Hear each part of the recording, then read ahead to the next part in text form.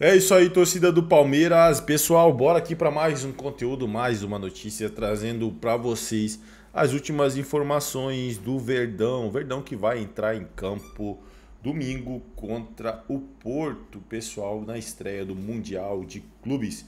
Vamos aqui, pessoal, com as últimas informações e a possível escalação do Palmeiras. Se não é inscrito no canal, torcedor palmeirense, se inscreva, deixe o seu like e o seu comentário, que isso faz uma enorme diferença pra gente aqui dentro da plataforma. Agora, bora pro conteúdo. Palmeiras, né? Porque no dia seguinte, no domingo, também por esse mesmo grupo de Al-Ahly e Inter Miami, o Palmeiras estreia contra o Porto. Esse acho que é um dos grandes jogos dessa primeira fase envolvendo o brasileiro, né? No caso, o Palmeiras, a gente vai ter também Flamengo e Chelsea, Fluminense e Borussia Dortmund, Botafogo e Atlético de Madrid, Botafogo e PSG, né? Que são os confrontos, pelo menos, que eu mais espero, mais aguardo nessa primeira fase. Então, logo no segundo dia de competição, já tem esse Palmeiras e Porto para a gente assistir. Edgar Alencar está lá nos Estados Unidos, o Palmeiras treinou por lá pela primeira vez e o Edgar chega com as últimas informações. Fala comigo, Edgar! O Palmeiras estreia neste domingo contra o Porto, às 7 horas da noite, horário de Brasília, aqui no estádio de Nova Jersey. Mas a delegação ainda segue na sua base, escolhida aqui nos Estados Unidos, treinando na cidade de Greensboro, na Carolina do Norte. Nessa sexta-feira, seguindo a programação da Abel Ferreira, a programação da comissão técnica, foi dia de trabalhar a parte ofensiva. Nesta sexta-feira, o Abel pôde trabalhar suas muitas opções para ataque. Aliás, é uma dúvida que o torcedor ainda tem, porque se a defesa e o meio-campo têm jogadores mais ou menos conhecidos, escolhidos, são muitas opções e o Palmeiras deve ter Estevão e Vitor Roque mais para outra função. Tem Paulinho se recuperando, que foi preparado exatamente para chegar no seu melhor momento aqui no Mundial de Clubes.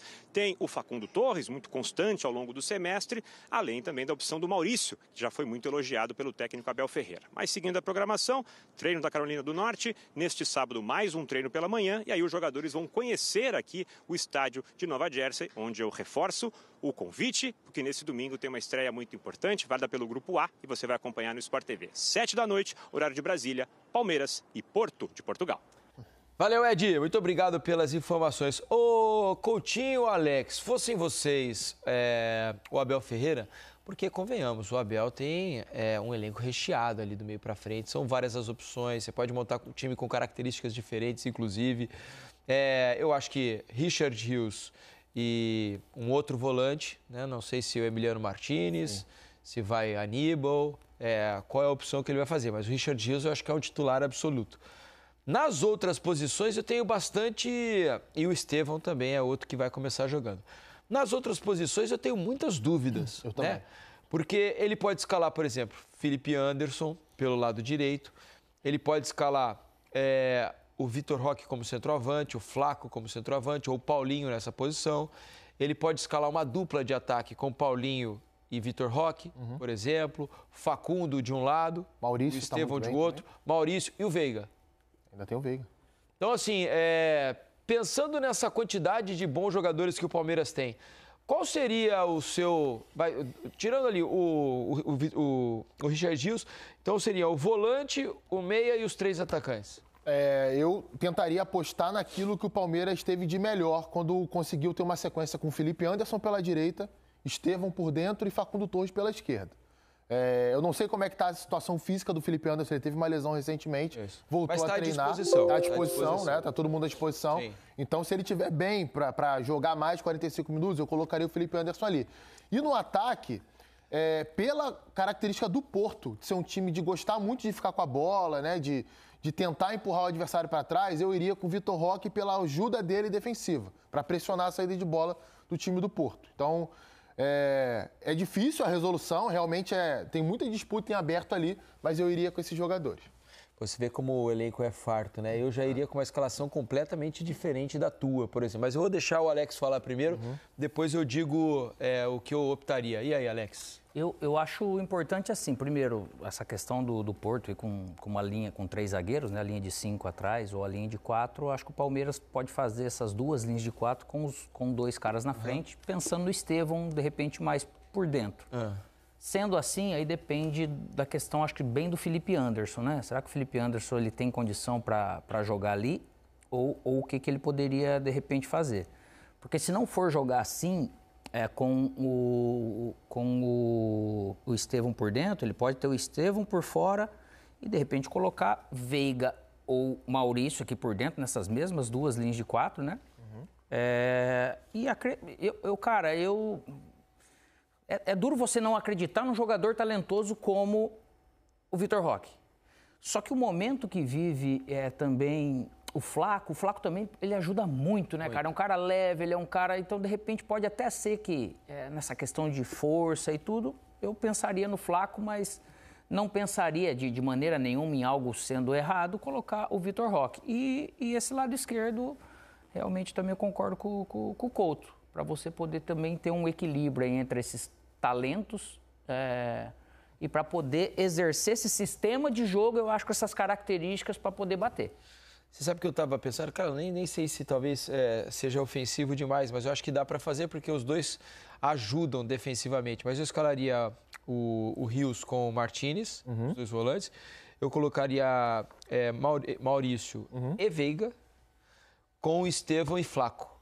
4-4-2, né? 4-4-2, o Estevão por dentro, na hora de recompor, Veiga de um lado, Maurício do outro com os dois volantes. Fica frágil. Eu acho que o Veiga recompondo pelo lado, nesse momento da carreira, não sei se seria Veiga uma... e Maurício. Assim, até porque seria uma novidade se ele fizesse isso, né? Porque geralmente o Palmeiras, quando... Geralmente o Facundo, normalmente, no lugar do Veiga. O Palmeiras, ali, né? ele sempre tem uma estrutura, quando não com 3 zagueiros, quando joga com linha de 4, ele vai prender um lateral para fazer a saída, né? E vai marcar sempre por encaixe. Então, se o adversário tem 2 atacantes, o Giai vai pegar um atacante, o Murilo pega outro e o Gomes sobra. Ou o Gomes pega, o Murilo sobra, enfim, de acordo com a movimentação do atacante. Se joga com 3 atacantes, Giai pega um, Piquerez pega outro e os 2 zagueiros dividem o centroavante. E essa marcação pelos lados, o Abel exige bastante, que esses caras retornem mesmo. Por isso que, geralmente, Facundo Torres e Felipe Anderson, que está habituado até a fazer isso, por mais que não seja um jogador altamente combativo, né? Sim. Mas ele está habituado a fazer esse trabalho pelo lado, fez durante muito tempo no futebol europeu. Mas, assim, seria uma opção também. Deixaria o time com 2 jogadores com um potencial criativo muito grande. A única dúvida que eu tenho com relação a isso o Porto é um time que gosta muito da bola, né? Um time que tem alta taxa de posse de bola, que se instala no campo de ataque, que pratica um jogo de posição. Então, o Palmeiras ele tem que ter muita atenção na hora de defender esses espaços que o time de Portugal se ele explora tem essa saída, normalmente, tendo 3 zagueiros ou não, mas ele sai com 3, um jogo de encaixe do Palmeiras, os 2 por dentro vai ter esse encaixe, só tem que cuidar quem vai flutuar, mas vai encaixar também esses 2 atacantes, ou 3 atacantes do Porto, né, que ficam esse 3-4-3, vamos dizer, e esses 2 alas do Palmeiras, com Facundo, Estevão, ou que ele acabou Felipe usando, Anderson, que foi Natan, foi o, como é que é o nome do menino? Que estava jogando aqui o canhoto pela direita, meu Deus, que fugiu o nome. Onde? Do Palmeiras.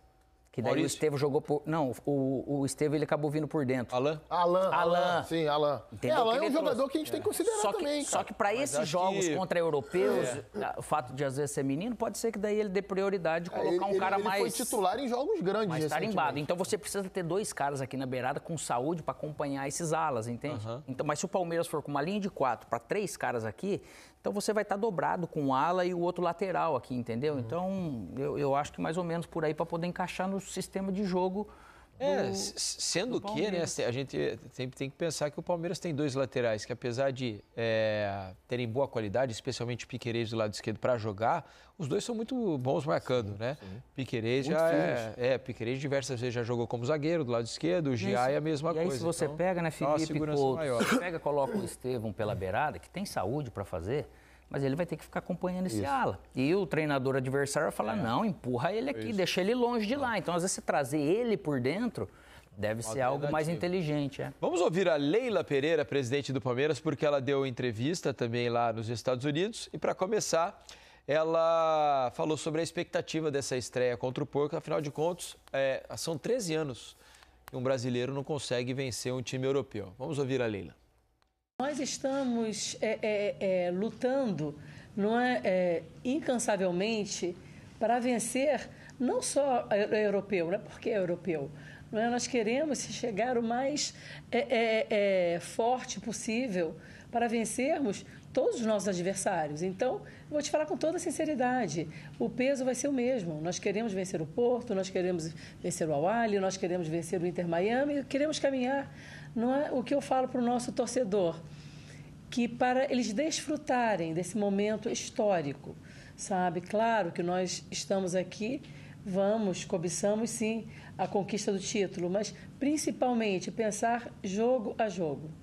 Em toda janela, os nossos atletas, os nossos profissionais são clubes, né? Tem interesse nos nossos atletas, em todas as janelas, tá? Eu fico muito feliz em poder estar participando dessa Copa do Mundo, que valoriza o trabalho de todos nós, dos atletas, dos profissionais, o meu trabalho também. E com relação, eu não tenho receio nenhum com relação a assédio aos nossos atletas e ao... É isso aí, torcida do Palmeiras. Vamos aqui, pessoal, para mais notícias agora com o Placar TV, trazendo as últimas informações do Palmeiras, que vai estrear contra o Porto. Domingo, jogaço aí, já de estreia, pegando, né, o melhor time do grupo, o Palmeiras. Esses dois aí vão brigar pela liderança. Se não é inscrito no canal Torcedor Palmeirense, se inscreva, deixe seu like e o seu comentário. Agora bora pro conteúdo. Históricos, entendeu? É que assim, com a chancela da FIFA, aí não, né? Mas é o que a gente comentou. Quantos jogos aconteceram? A gente lembra de cabeça aqui, 51 contra a Juventus, aí tivemos o que mais? O Manchester United, naquele jogo lá de 99, certo? E a final contra o Chelsea, não é isso? Entre os não oficiais teve até um 6-1. É um universo muito pequeno. No Borussia, em 96, com 3 gols do rival. Muita gente lembrou no chat desse jogo, foi marcante também. Mas esses torneios que o Sormani lembra, eu acho que eles devem ser computados, porque a gente tem que valorizar o que na época tinha valor, entendeu? Senão a gente começa a desvalorizar tudo. Né? Entendeu? E é igual a história dos gols oficiais do Pelé, né? Não, em 74, por exemplo... Em 74, por exemplo, o Palmeiras ganhou do Real Madrid por 2-0 na final. No todo Ramon de Carranza. 2-0. Perdão, isso foi em 74? Deixa eu ver aqui. 74. Não, em 69. Perdão, em 69. 69. Palmeiras ganhou do Real Madrid por 2-0 na final. Aí em 74, ele ganha do Espanhol, que eu falei agora há pouco. Em 75, ele volta a ganhar do Real Madrid na final. Praticamente todos os clubes brasileiros têm vitórias contra esses times nessa época que são, acho que merecem realmente ser lembrados. Claro aqui, porque às vezes o torcedor do Palmeiras fala, pô, mas que sacanagem e tal, ganhamos e tal. O Quesada se referia a torneios oficiais, mas assim como nós, ele também acha que esses torneios têm que ser considerados, óbvio, imagina. Sim, claro. Tem que ser lembrados, né, com o devido carinho e o respeito que existia na época, né, para esses jogos. O Quesada, o Ilan, tomando a liberdade aqui, queria fazer uma pergunta pro Quesada, porque eu falei mais cedo com o Avelar, ele falou que tá vendo muito pouco de Mundial de Clubes na televisão, nos jornais, que tem uma final de hóquei que tá monopolizando aí o noticiário esportivo nos Estados Unidos. A gente sabe que também tem um noticiário político de guerra muito intenso no momento, a situação do Irã e de Israel. Enfim, como que tá aí a atenção dos americanos a esse torneio, mesmo tendo tantos gigantes europeus, Real Madrid, Manchester City, ainda não, a galera não tem comentado muito sobre isso aí na terra do soccer? Não, o pessoal do aeroporto tá com o saco cheio, né? Já estão liberando. É só falar FIFA World Club, os caras já falam, vai, come on, let's go. Porque já não aguentam mais, porque o que tem de palmeirense, os palmeirenses, parabéns aos palmeirenses, o que tem de palmeirense aqui e vindo pra cá, realmente o Palmeiras... E torcedor do Fluminense tem aí, Quesada? Torcedor do Fluminense tem bastante? Eu não vi nenhum torcedor do Fluminense ainda, tá? Isso não quer dizer que eles não estejam aqui. O estreia depois. Mas também não... Vai chegar depois. Olha, no aeroporto de São Paulo, no aeroporto de Guarulhos, eu vi 2 torcedores com a camisa do Fluminense e vi 3 torcedores com a camisa do Flamengo. Aí um monte de palmeirense. Do Santos tinha alguma, não? No avião com um monte de palmeirense. O Santos tá jogando. Não, né? Do Corinthians, aeroporto do Corinthians de São também Paulo. não. Do Corinthians também não. Não, mas assim, essa pergunta do Luiz é interessante porque tem a ver com aquilo que eu disse aqui, né? O interesse, vamos ver qual vai ser o tamanho desse interesse nesse momento. Porque quando chegar a reta final... Aí todo mundo vai ficar falando do Mundial, porque a gente vai ter os grandes jogos. Não que Palmeiras e Porto não seja, é um grande jogo. Mas a gente vai ter a nata da nata da nata que vai sobrar, né? É Real Madrid, é City, é Paris Saint-Germain, é Bayern de Munique, é o próprio Borussia Dortmund, quiçá um ou outro brasileiro. Então, aí a gente vai ter a nata da nata, creme de la creme, né? Como diria José Ilan. Aí sim a gente vai ver, né, o interesse maior. Mas vamos ser sinceros, cara. Esse aqui não é o país do futebol nosso. Não é o futebol, não é o soccer, né? É o futebol deles. Então, é difícil. Na Copa América, no ano passado, a gente sentiu isso também. A Copa América foi até um sucesso em alguns momentos, porque tem um monte de colombiano vivendo aqui nos Estados Unidos, um monte de brasileiro, tem gente da Argentina, tem uruguaios, enfim, a América do Sul está aqui nessa vida americana, com muita ilegalidade também, isso é verdade, né? Fiquei sabendo de uma história aí, inclusive foi publicada, acho que no The New York Times, que muitos sul-americanos que estavam, e muitos mexicanos, e também sul-americanos, que estavam com ingressos, estão vendendo esses ingressos, porque vai haver um controle também na hora de entrar no estádio. Já tinha acontecido isso no ano passado na Copa América no Hard Rock Stadium, vocês lembram? Teve aquela confusão danada em Argentina e Colômbia, e muita gente foi reconhecida no facial. E muitos estavam ilegais no país, né? Então, esse pessoal não vai aparecer nessas arenas para não ser o alvo fácil, né? Isso vai, com certeza, afastar muitos torcedores latino-americanos dessa grande competição. Aí você pode colocar os sul-americanos, né? Gente que vive na América do Norte, gente da América Central. Então, a gente vai ter realmente esse problema aqui nos Estados Unidos da América. E vamos combinar, é diferente de uma Copa do Mundo de seleções, né? O apelo, na minha visão, pelo que eu tenho vivenciado nos últimos anos, o apelo de seleções de ponta, ele é maior do que esses grandes times de futebol. Por ser nos Estados Unidos, porque essa competição... É isso aí, torcida do Palmeiras, e vamos para mais uma notícia, pessoal. Escalação do Palmeiras, Abel monta estratégia ofensiva para enfrentar o Porto nos Estados Unidos. Verdão faz o primeiro jogo pela Copa do Mundo de Clubes neste domingo às 19 horas. Palmeiras faz nesta sexta-feira os últimos ajustes ofensivos antes de enfrentar o Porto domingo pela estreia na Copa do Mundo de Clubes. A partida está marcada para as 19 horas no estádio MetLife em Nova Jersey. No quarto dia de treinos em Greensboro, na Carolina do Norte, Abel Ferreira trabalha exclusivamente a estratégia ofensiva. Na manhã anterior, o foco havia sido defensivo. A atividade foi aberta para a imprensa nos 15 minutos iniciais, diante da presença de jornalistas. O grupo correu no campo, depois fez rodas de bobinho no aquecimento, inclusive com a participação do auxiliar Vitor Castanheira. Abel ainda não confirmou a escalação, mas tem todos os 29 atletas à disposição para enfrentar o Porto, incluindo Paulinho, que participou de todas as atividades nos Estados Unidos. Uma possível escalação para a estreia na Copa do Mundo de Clubes tem o Everton Giai, Gustavo Gomes, Murilo e Piquerez, Emiliano Martínez, Richard Rios e Felipe Anderson, Estevão, Facundo Torres, Maurício ou Paulinho e Vitor Roque. O Palmeiras fará mais um treino na manhã de sábado em Greensboro. À tarde, segue viagem para Nova Jersey, onde realizará o reconhecimento do campo MetLife. É isso aí, torcida do Verdão. Agradeço a vocês pela companhia e até o próximo conteúdo.